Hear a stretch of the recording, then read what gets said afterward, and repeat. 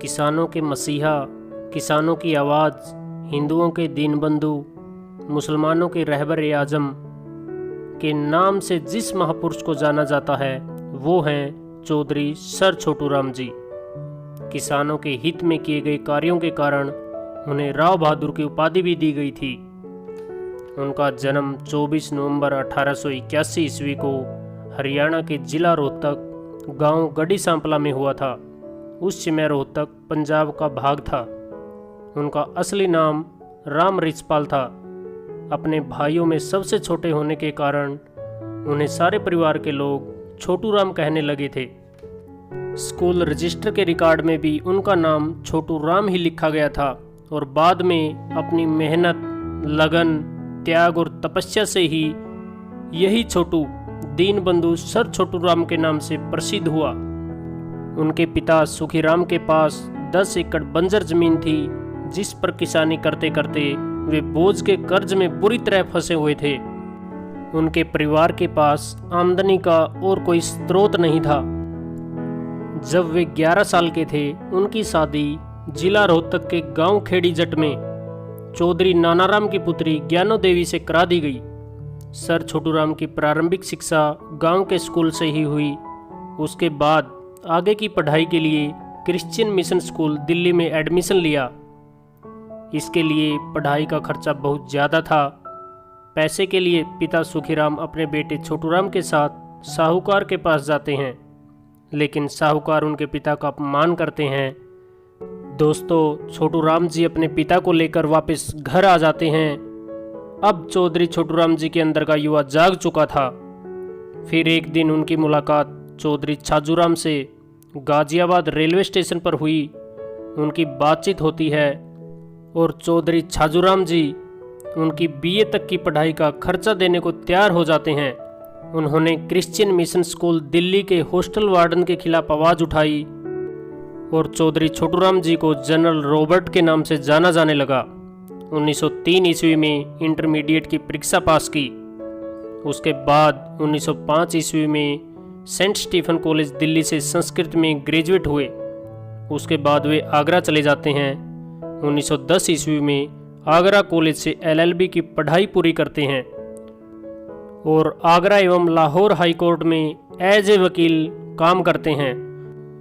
बताते हैं कि 1912 ईस्वी में सर छोटू राम जी ने वकील चौधरी लालचंद के साथ वकालत आरंभ कर दी थी और वकालत में इन दोनों ने नए ऐतिहासिक आयाम जोड़े, जैसे झूठे मुकदमे न लेना, छल कपट से दूर रहना, गरीबों का बिना पैसा लिए कानूनी सलाह देना और सभी से सद्व्यवहार करना अपने जीवन के आदर्श बना लिए। उसी साल जाट सभा का गठन किया गया। प्रथम विश्व युद्ध में चौधरी छोटू राम ने रोहतक से 22,144 सैनिक सेना में भर्ती किए, जो उस समय पूरी सेना का आधा भाग था। फिर कुछ कारणों से वकालत का त्याग करके छोटू राम जी राजनीति में सोशल वर्क के लिए कांग्रेस पार्टी को ज्वाइन करते हैं।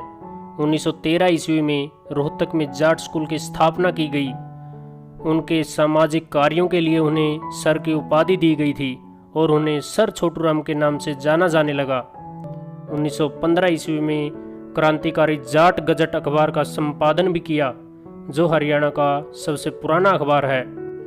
सन 1916 ईस्वी में चौधरी छोटू राम को कांग्रेस पार्टी की तरफ से जिला अध्यक्ष बनाया गया। उन्होंने अपने भाषणों द्वारा मजदूर व किसान वर्ग को जगाने का प्रयास किया। उनके इन कार्यों के कारण रोहतक के तत्कालीन डिप्टी कमिश्नर ने चौधरी छोटू राम जी को देश निकाला की सिफारिश अंग्रेजों को भेज दी। तब अंग्रेजों ने छोटू राम जी की जांच करवाई। पता चला कि छोटू राम तो नाम ही क्रांति है। अगर छोटू राम को देश निकाला दिया जाता है तो जनता बगावत कर देगी। इसलिए इनकी सिफारिश को अंग्रेजी सरकार ने खारिज कर दिया था। अब छोटू राम जी ने पीछे मुड़ के नहीं देखा। जगह जगह पर रैली का आयोजन करके मजदूर व किसानों को जागरूक किया और कहते हैं, खुद ही को कर बुलंद इतना कि हर तकदीर से पहले खुदा बंदे से पूछे, बता तेरी रजा क्या है। फिर सन 1920 ईस्वी में आपसी मतभेद के कारण उन्होंने कांग्रेस पार्टी से इस्तीफा दे दिया और सर सिकंदर हिनियात खान के साथ मिलकर यूनियनिस्ट पार्टी बनाते हैं। जो गरीब, मजदूर व किसानों के हित की पार्टी थी। जब 1937 ईस्वी में 173 सीटों पर आम चुनाव करवाए गए तो यूनियनिस्ट पार्टी 99 सीटों पर विजयी होती है और चौधरी छोटूराम जी पहली बार राजस्व व विकास मंत्री बनाए गए। उन्होंने मजदूर और किसानों के हित में ऐसे कार्य किए जिसके कारण उन्हें किसानों का मसीहा कहा जाता है।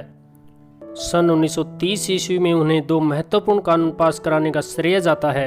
ये कानून थे पंजाब रिलीफ डिविडेंड्स 1934, दी पंजाब डेबिटर्स प्रोटेक्शन एक्ट 1936। इन कानूनों के पास होने से किसानों को साहूकारों के शोषण से आज़ादी मिली। इसके अलावा राज्यसभा में विकास मंत्री बनने के बाद सर छोटूराम जी ने जो कानून पास किए उनके लिए उन्हें आज भी जाना जाता है।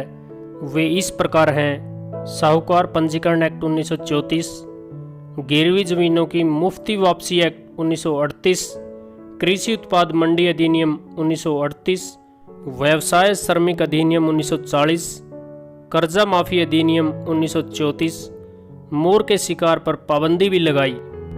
पहले और दूसरे विश्व युद्ध में चौधरी छोटूराम ने कांग्रेस के विरोध के बावजूद भी बड़ी संख्या में सैनिकों की भर्ती की थी, जिससे अंग्रेज काफ़ी खुश हुए।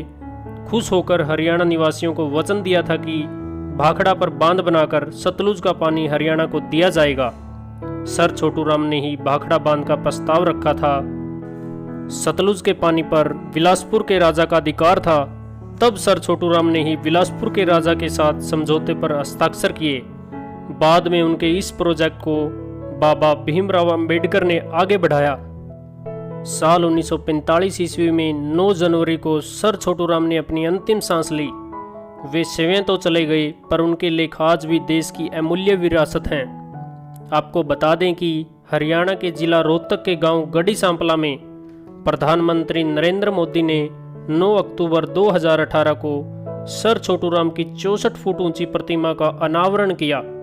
यह प्रतिमा हरियाणा की सबसे ऊंची प्रतिमा है। उनके नाम पर कई यूनिवर्सिटी और कॉलेज बनाए गए हैं, जिनमें प्रमुख हैं Deenbandhu Chhoturam university of science and technology Murthal Sonipat, sir Chhoturam college of education Kurukshetra, sir Chhoturam institute of engineering and technology Meerut. दोस्तों, ये था दीनबंधु सर छोटूराम का जीवन परिचय। इसी प्रकार की नेक्स्ट वीडियो के नोटिफिकेशन के लिए चैनल को सब्सक्राइब कीजिए। अगर आपको ये वीडियो अच्छा लगा तो लाइक, कमेंट और शेयर ज़रूर करें। Thank you. जय हिंद, जय भारत।